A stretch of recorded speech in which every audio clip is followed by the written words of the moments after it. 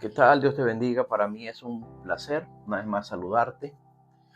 Eh, este es un tema realmente que me encanta y de alguna otra manera forma parte de nuestro ADN. Y, y este tema tiene que ver con la resurrección de Jesucristo, ¿sí? Y el título que yo quise colocar fueron las mismas palabras de Jesús en el capítulo 11 del libro de Juan, versículo 25, cuando Jesús, hablando con María y con Marta, también Él les dice: yo soy la resurrección y la vida. Damos gracias a Dios por su palabra, por su misericordia, que siempre nos alienta y nos confronta, nos da ánimo para seguir adelante. Y como decía, el contexto de esta afirmación es que Jesús visita a María, visita a la familia donde está Lázaro, y ellos eran sus amigos. Entonces en ese momento Jesús había pasado ya 4 días de que la muerte de Lázaro hubiera ocurrido, y Jesús, cuando está con ellos allí en ese momento de dolor, de duelo, Él les dice: yo soy la resurrección y la vida. Y esa afirmación exactamente la da por su autoridad y su poder. Y es que la base de nuestra fe cristiana es la resurrección de nuestro Señor Jesucristo. Y el mismo evangelio que nosotros tenemos hoy vino por Él. Y este evangelio que hoy predicamos exactamente está plasmado en su palabra. Y cuando se acercan estas fechas, se habla de la Pascua y se comenta mucho de la Pascua. Pero para entender un poco mejor la Pascua, podemos hablar de lo que Dios hizo. Y el pueblo de Dios estaba en esclavitud y en el reino de Egipto los tenían sufriendo, y el pueblo de Dios oraba a Dios por estar quebrantado a causa de esa esclavitud.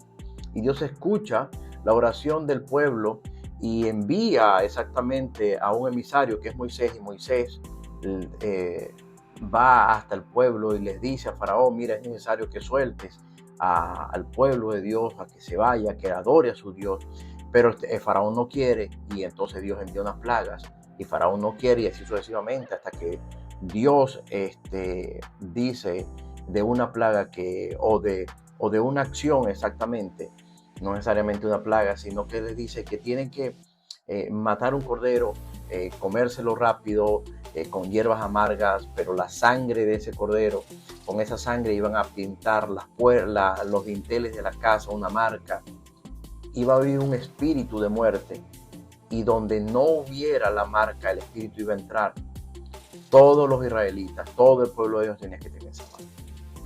Entonces Dios instituye así la Pascua, porque donde entró el espíritu y era porque no estaba la marca de la sangre, y allí hubo muerte y fue grande.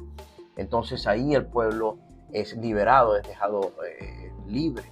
Entonces Dios allí instituye la Pascua como un recordatorio de su salvación, de ser liberado de la esclavitud. Y ahora en Jesús el significado de la Pascua es su sacrificio por nuestros pecados. Y todas aquellas vidas que están marcadas por su sangre, estas serán salvas de la muerte.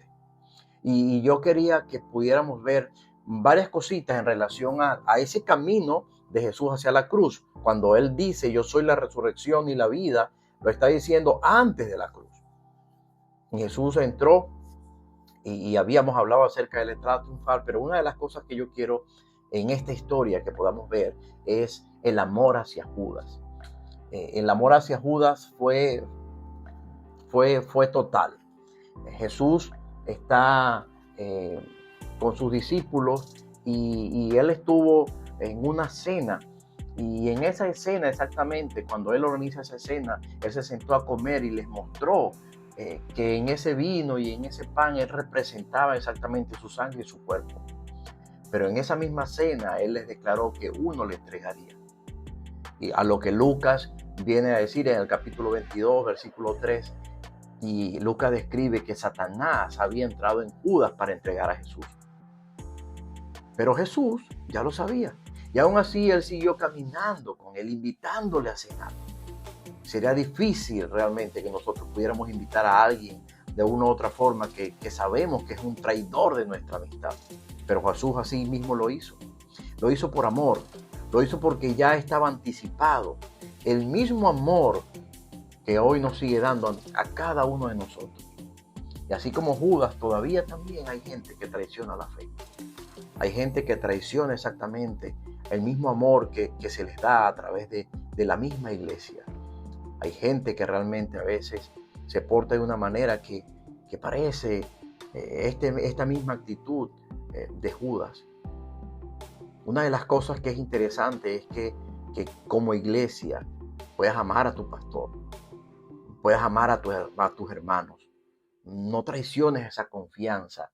Es importante lo que describe la palabra del Señor. No amemos de palabras, sino que también podamos hablar de hechos y de verdad.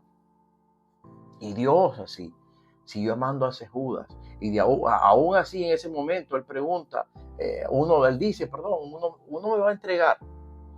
Y todos se preguntaron, todos se quedaron entristecidos, ¿quién será? Y él mismo preguntó, ¿acaso seré yo, maestro? Y Jesús le dijo, tú mismo lo has dicho. Lo otro que yo quiero que también podamos ver es el amor hacia Pedro y a los demás. Este es otro caso. En Lucas capítulo 22, en Mateo también, aparece cuando Jesús está también en ese momento de la historia, cuando ellos después que tienen la cena, Jesús habla acerca de su futuro. Y Jesús sabía que Pedro lo negaría. Y Jesús le dijo a Pedro que lo negaría. Y se lo dijo para que él mismo supiera que él sabía exactamente que los demás también lo negarían, porque cuando a Jesús lo van a arrestar, queda solo. Y Jesús se sintió solo. Lo dejaron solo en ese momento más triste, más crucial, cuando él va a ir a orar y se los lleva antes de ser arrestado, y él se siente muy solo al punto de sudar hasta gotas de sangre. El detalle está que él les pide que lo acompañen en oración, pero se quedaban dormidos. Y este Pedro, ya le habían dicho, Pedro, antes que el gallo cante, tú me vas a negar 3 veces. Entonces Pedro lo negó las 3 veces que fueron predichas por Jesús. Y eso lo vemos como la Escritura puede resaltar lo mismo que pasó con Pedro. Lucas dice en los versículos 54 al 62 que cuando Pedro lo niega en un momento dado, que es esa tercera vez, Jesús lo miró. Y Jesús, al mirarlo exactamente, Pedro se va y se entristece y queda totalmente compungido y llora amargamente. Pero asimismo Jesús, a pesar de esta situación, siguió amando a sus discípulos. A pesar de que sabía, él siguió amando a su gente, pero se los dijo. Y una de las cosas que le dice Jesús a Pedro es, yo he rogado por ti para que tu fe no falte, porque Satanás había pedido para zarandearme. Y una de las cosas que nos van a ocurrir como cristianos es que nuestra fe puede ser zarandeada, puede ser probada, pero de alguna otra manera que no falte. Y hay un Dios que nos ama y quiere que esa fe no falte. Hoy a veces las personas, hay actitudes que se parecen a las de Pedro. A veces negamos a Dios de una manera cuando respondemos a la sociedad o cuando andamos con, con, con una manera iracunda de ser. Muchas veces también negamos a Jesús con nuestras actitudes delante de los demás. Cuando las personas nos pueden preguntar, hasta nos pueden preguntar si creemos en Jesús y por ser aceptados en el grupo, decimos que no. Una de las cosas que nos va a llevar a afianzarnos en ese amor es pasar tiempo con Jesucristo, pasar tiempo en su palabra. Y a pesar de eso, como te decía, Jesús siguió amando a sus discípulos. A pesar de los errores, Él siguió amando a sus discípulos y deseaba que estos discípulos le siguieran. Otra cosa que yo quiero que podamos ver en este corto tiempo es la cruz, una muestra del amor extremo que tuvo Jesús por la humanidad. Al estar en esa cruz fue voluntad propia, voluntad del Salvador, así lo dice Juan capítulo 10, versículo 18. Lo que determina que exactamente nadie pudo matar a Jesús, sino que Él mismo puso su vida por nosotros. Los humanos solo fueron parte de esa escena para mostrar cuánta maldad hay en el mundo. Pero Él mismo dijo, yo pongo mi vida y así mismo como la pongo, la puedo tomar. Y después de sufrir todo lo que sufrió, lo que nosotros hemos visto en las películas, lo que se nos han contado, etcétera, etcétera, Jesús ahora estaba en la cruz como uno de los peores delincuentes sin haber cometido pecado. Isaías capítulo 53, versículos del 1 al 10, hablan acerca de esa profecía, donde dice que Jesús sufrió por todos aquellos que hoy reconocen o que lo pueden reconocer como Señor, como Dios, como Salvador. Y yo te pregunto, ¿tú crees que ese Jesús es digno de seguirle? Pues yo creo que sí. Jesús no se bajó de esa cruz por obediencia al plan de Él y al amor de Dios, porque su obediencia fue mayor. No se bajó de la cruz por amor a ti, por darte vida. No se bajó exactamente por salvar a todos los que creen en su nombre. Y así como Jesús nos amó en esa cruz, estando allí en burlas, algunos de sus seguidores llorando, sus esperanzas estaban colgadas, sus esperanzas estaban ensangrentadas. En medio de burlas, Jesús hizo algo extraordinario. Uno de los que estaban allí en la cruz, que empezó a discutir con el otro, a decirle, yo soy culpable, tú eres culpable, pero este no ha cometido ningún pecado. Yo merezco la cruz. Y él le dice a Jesús, Jesús, acuérdate de mí cuando vengas en tu reino. Y me parece extraordinario que de dónde este hombre pudo sacar que cuando vengas en tu reino, tuvo que haber escuchado, tuvo que haber quizás oído estas palabras, o simplemente Dios se las colocó en su mente, en su corazón. Lo cierto del caso es que él le dice esto a Jesús y Jesús le responde en medio de la agonía, le dice, desde hoy estarás conmigo en el paraíso. Las palabras de Jesús son suficientes para darle entrada a quien Él quiera a su reino celestial. Nosotros debemos de reconocer como este hombre a Jesús cada día en nuestras vidas, por ese amor extremo que tuvo con nosotros, por nosotros en la cruz del Calvario. Hay esperanzas eternas en Jesús. Y quizás tu viernes es muy doloroso. Quizás también ves que tus esperanzas están desfiguradas. Las cosas en tu vida, en tu matrimonio, en tu relación de noviazgo, con quien en el ministerio están sufriendo.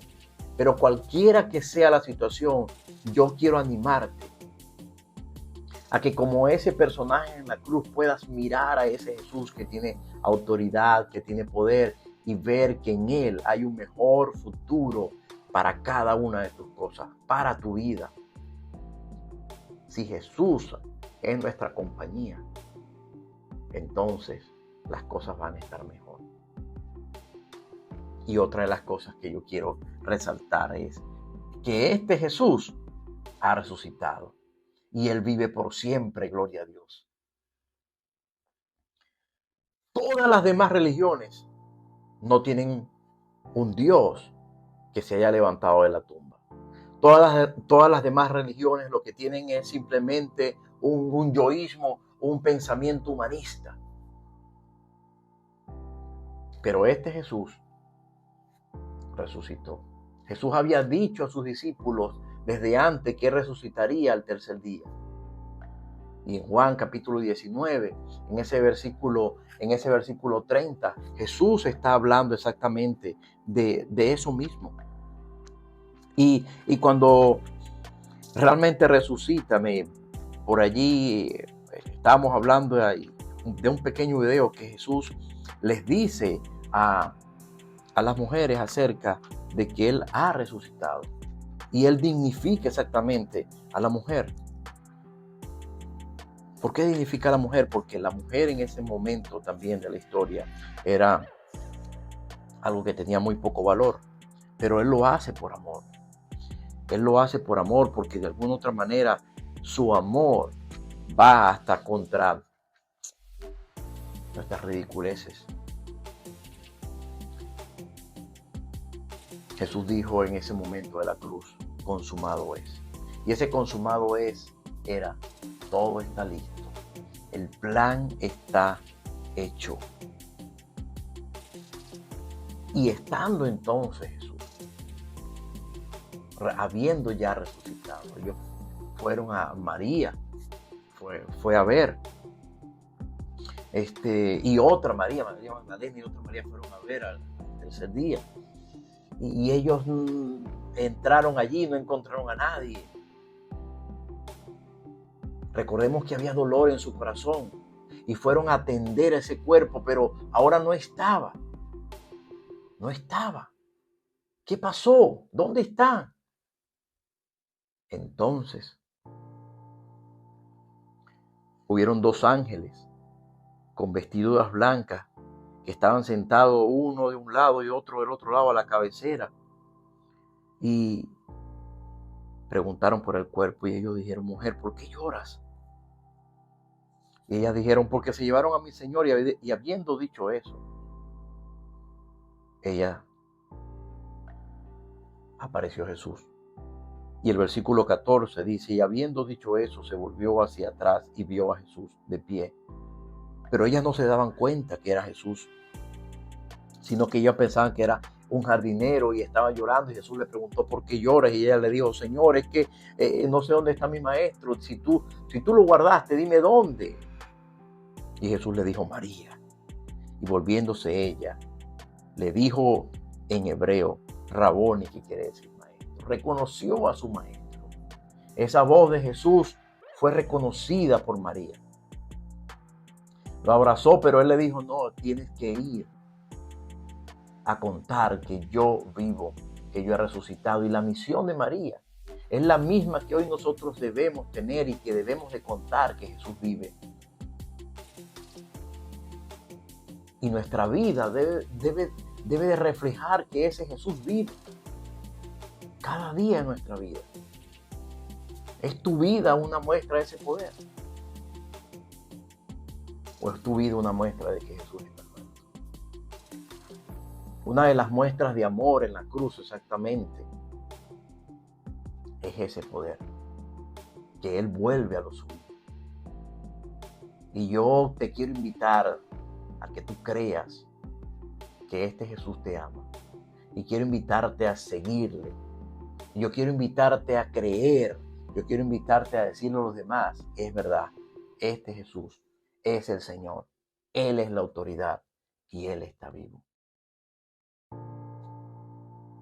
Dice en Juan capítulo 14, versículo 3, y Él está exactamente hablando también con sus discípulos. Y le dice, y si voy y os prepare lugar, vendré otra vez y os tomaré conmigo, para que donde yo esté, ustedes también estén. una de las cosas que van a suceder es que Él vendrá por su iglesia y Él vendrá por aquellos que le siguen. Y ese Jesús que un día dijo que iba a morir y resucitó, también ha dicho que volverá. Y Él volverá por todos aquellos que le siguen. Así que Jesús es la resurrección y la vida. Tú puedes tener resurrección en Él y puedes tener vida solamente en Él. Él es Dios. Él es el gran yo soy. Dios te bendiga. Comparte este mensaje. Compártelo con otro y sigue esta cuenta.